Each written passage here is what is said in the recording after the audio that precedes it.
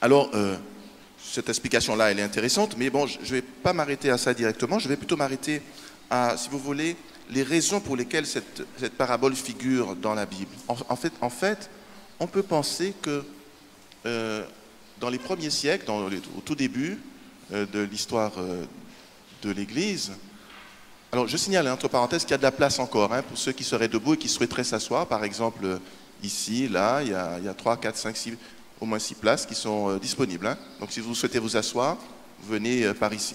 Donc n'ayez pas peur, vous n'êtes pas obligé de rester debout. D'accord? Il y a aussi de la place devant. D'accord.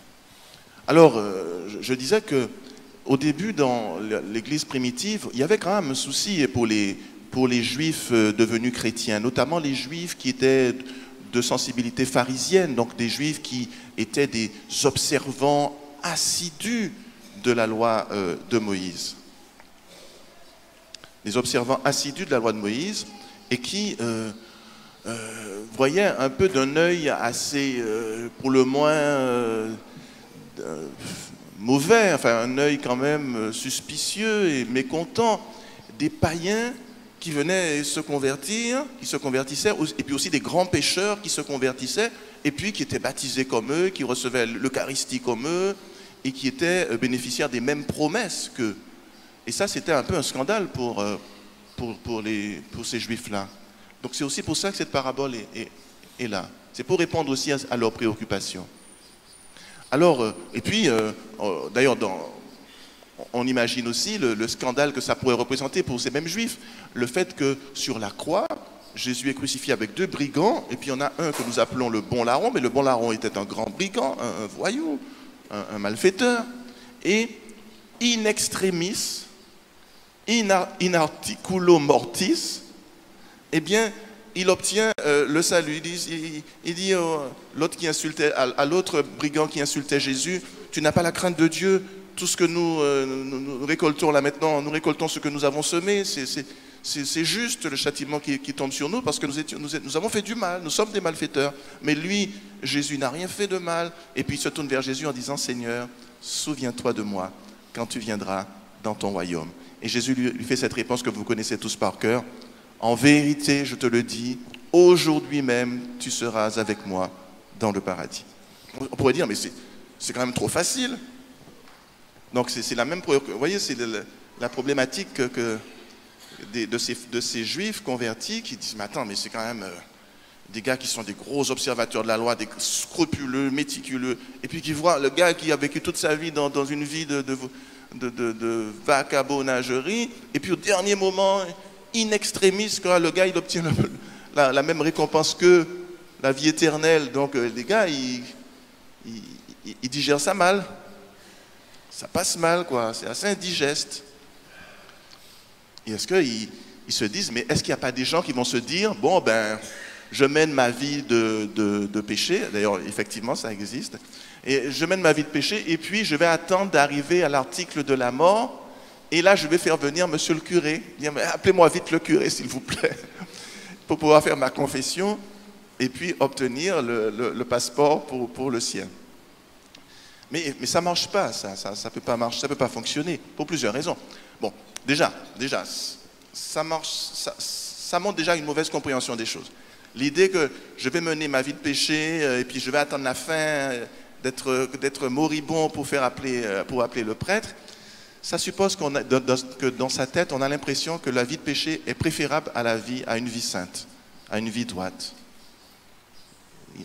Ça serait dommage de penser ça parce que c'est une grande contre-vérité, c'est un grand mensonge que l'ennemi distille la longueur de journée. Voilà, la belle vie, c'est de vivre dans le péché, c'est de faire du n'importe quoi, c'est d'avoir 36 maîtresses ou 36 maris, ou bien de prendre le bien qui ne nous appartient pas, de le confisquer, voilà, etc., etc.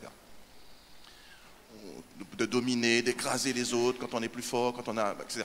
Donc tout ça, c'est des mensonges, c'est pas vrai, parce que les gens qui vivent ça, les gens qui sont foncièrement malhonnêtes et qui font des choses qui ne sont pas bien, eh bien, ces gens-là ne sont pas heureuses.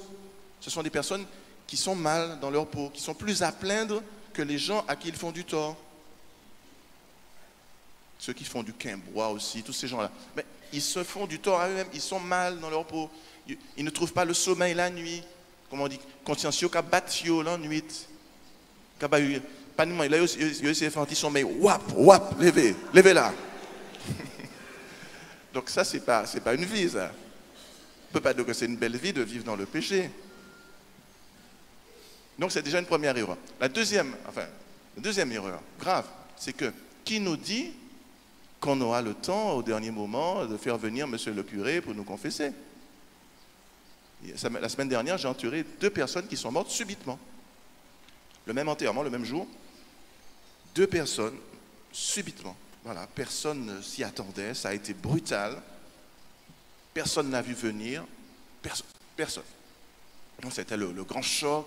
Évidemment, les 2 familles étaient complètement assommées parce qu'évidemment, quand on a le temps de voir venir, on se prépare. Quand il y a des maladies incurables, on est préparé, quoi. Les médecins nous disent, vous savez, il y en a pour tant de mois, préparez-vous, préparez. Donc, on pleure un bon coup, et puis bon, on essaie de se refaire, quoi. On essaie voilà, et puis on assume mieux le choc quand le moment arrive. Mais là, quand ça arrive brutalement comme ça, personne n'est prévenu, donc c'est très dur. Donc, ces personnes sont parties comme ça. Donc, elles sont parties brutalement, sans avoir forcément le temps de se confesser. Alors, je ne sais pas si elles étaient confessées ou pas. Enfin bon, pour l'une d'entre elles, c'est fort probable. Pour l'autre, je ne sais pas. Maintenant, voilà. Et puis, la deuxième erreur. Monsieur Belloni, tu peux aller jeter un coup d'œil pour moi, s'il te plaît? On a un frère qui doit faire une hypoglycémie. Tu as le fauteuil roulant? Tu peux le récupérer? On peut récupérer un peu de sucre, s'il vous plaît?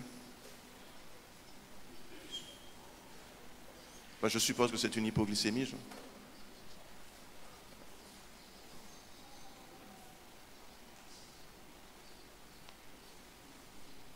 Ça peut aller? Ça va mieux? D'accord, il reprend un peu. Ok. Donc, voilà, donc ça c'est déjà la première erreur. Et puis la deuxième chose, c'est que si je pars dans l'idée que je vais attendre le dernier moment pour me convertir, ça veut dire que ma contrition, elle n'existe pas, quoi. Je ne regrette pas mes fautes. J'aime mon péché, je chéris mon péché, et je vais attendre le tout dernier moment pour le lâcher. Donc, cette confession n'aura pas de valeur. Quand je vais arriver devant le Seigneur, il va me dire, je lui dis, Seigneur, je me suis confessé. Hein, attends, tu rigoles. Non, t'as pas. La confession suppose, si tu veux, un vrai regret pour qu'il y ait quelque chose qui puisse changer dans ton âme. Ce n'est pas quelque chose de formel. C'est un travail de l'esprit en toi, mais il faut que tu ouvres ton cœur véritablement à cette conversion, à ce changement, à cette modification, à cette bonification de ton être. Si tu fais de manière formelle, ça n'a pas de valeur. Donc le purgatoire, tu n'y échapperas pas. Voilà. Alors frères et sœurs, donc tout ça pour dire que c'est une interprétation fausse de la parabole des ouvriers de la 11e heure ou des ouvriers de la dernière heure, comme on peut l'appeler. À mon avis, la véritable explication, ce serait plus de dire qu'il faudrait qu'on soit prêt quand le Seigneur va passer dans nos vies. Ce qui est frappant chez ces ouvriers, tous d'ailleurs, c'est qu'ils sont là sur la place, ils attendent d'être embauchés. Même alors que l'embauche, c'est le matin que ça se fait, autour de 5h30, ils ne sont pas embauchés, mais ils restent là. Ils ne vont pas dire, moi je rentre à la maison, je vais me coucher, il n'y a pas de travail, je vais rester au lit. Non, ils sont là sur la place à attendre. Le maître passe à 9h, il en trouve là. Il passe à midi sur une autre place, il trouve encore des gens. Il passe ailleurs à 15h, il trouve des gens qui n'ont pas été embauchés. Il replace ailleurs. À 17h, ils auraient pu être partis en disant, mais non, je ne serai plus embauché. C'est plus possible. Mais ils sont là, ils sont en attente. Et c'est ça qui est remarquable dans cette parabole. Et c'est un exemple pour nous. Ça voudrait dire qu'il faudrait que, lorsque le Seigneur va passer, eh bien, nous soyons intérieurement prêts, que nous soyons à l'attendre, que notre cœur soit en quête de lui et de son embauche. La première lecture d'Isaïe 55 nous disait « Cherchez le Seigneur tant qu'il se laisse trouver. » Restez là, restez en état d'accueil, en état de désir. Désirez le Seigneur, désirez son passage dans vos vies. Et restez là, et il viendra, il passera. Il vous enverra, il vous dira « Allez vous aussi à ma vigne. Et je vous donnerai ce qui est juste. » Et là, sa justice n'est pas comme celle des hommes, parce qu'effectivement, au moment de payer, au moment du salaire le soir, celui qui n'a fait qu'1 heure de travail, à sa grande stupéfaction, reçoit le salaire de la journée, 1 denier. Elle est stupéfiée, parce que normalement, il devrait recevoir 1/12 de denier. Pas plus. C'est absolument extraordinaire. Il devrait recevoir 8 centimes 50, quelque chose, enfin 8, oui, à peine 8 à 9 centimes, même pas 10 centimes. Il n'a pas travaillé, il a fait qu'1 heure sur 12. Et puis, celui qui a travaillé une demi-journée, il aurait pu s'attendre à recevoir 50 centimes. Celui qui a travaillé à partir de 15 heures, il n'a fait qu'un quart de journée, 25 centimes de denier. Ils reçoivent tous 1 denier. Ils reçoivent le maximum, quoi. Ils reçoivent non pas ce qu'ils ont mérité de recevoir, mais ce dont ils ont besoin, ce qui est conforme à leur attente, à leurs besoins, à leurs désirs. Il faut bien 1 denier pour nourrir la famille, et pas 9 centimes. Je vous donnerai selon ce qui est juste, selon Dieu. C'est la justice, c'est vraiment... cette justice de Dieu est enveloppée de miséricorde. Il ne s'arrête pas à nos mérites seulement. Nos mérites sont finalement dérisoires. On le voit bien, le gars il a travaillé 12 heures, mais c'est dérisoire par rapport à celui qui a travaillé 1 heure, c'est pas plus important devant cette miséricorde-là, quoi. C'est important que tout le monde ait travaillé, mais qu'on ait fait plus ou moins, à la limite, c'est pas ça le plus important. La miséricorde de Dieu, elle va nous donner avec largesse, à la mesure de nos besoins, à la mesure de notre attente.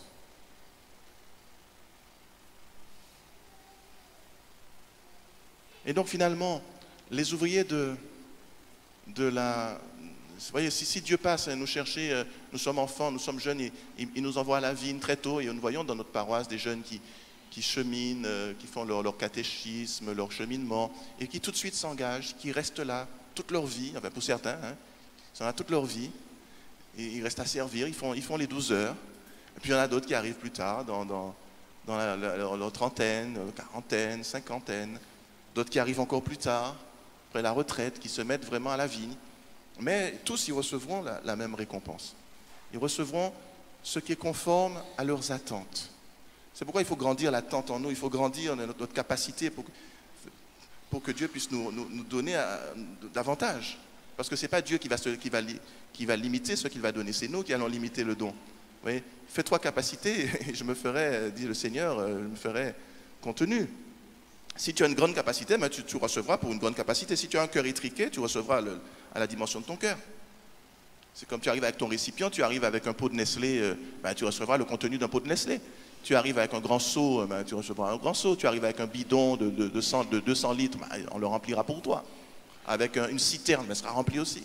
Parce que Dieu se donne sans mesure.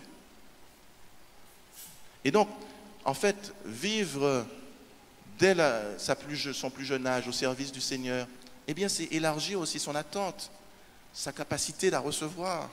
Donc, ce n'est pas du temps perdu, on n'est pas moins bien loti que celui qui arrive in extremis, in articulo mortis, comme celui qui est dit le bon larron.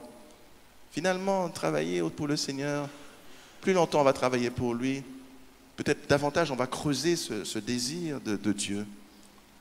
Et davantage on pourra recevoir, puisqu'il donne sans mesure.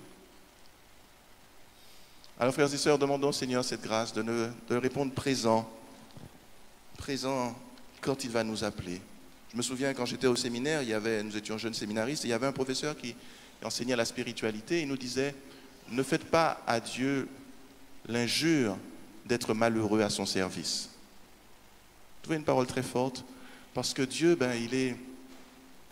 si on est à son service vraiment, il va nous donner la joie, il va nous donner, parce que c'est une joie de le servir. Être au service du Seigneur, ce n'est pas une corvée, c'est vraiment de la joie. Ne pas le servir, c'est de la tristesse. Être au service des pulsions, des esclavages de ce monde, enfin, être pris dans tout ce que ce monde peut nous faire miroiter, dans lequel il peut nous piéger, c'est le contraire du bonheur. Et être au service du Seigneur, c'est vraiment le bonheur, c'est vraiment la joie. Alors, demandons-lui cette grâce, que quelle que soit la période où il va venir nous chercher, il va venir qui nous trouve présents sur la place, à l'attendre, et quand il va nous dire, allez, va aussi toi à ma vigne, que nous puissions y aller avec joie, en attendant la récompense qu'il nous donnera, qui sera une récompense juste, conforme à nos attentes, et dépassant même, débordant même toutes nos attentes. Amen.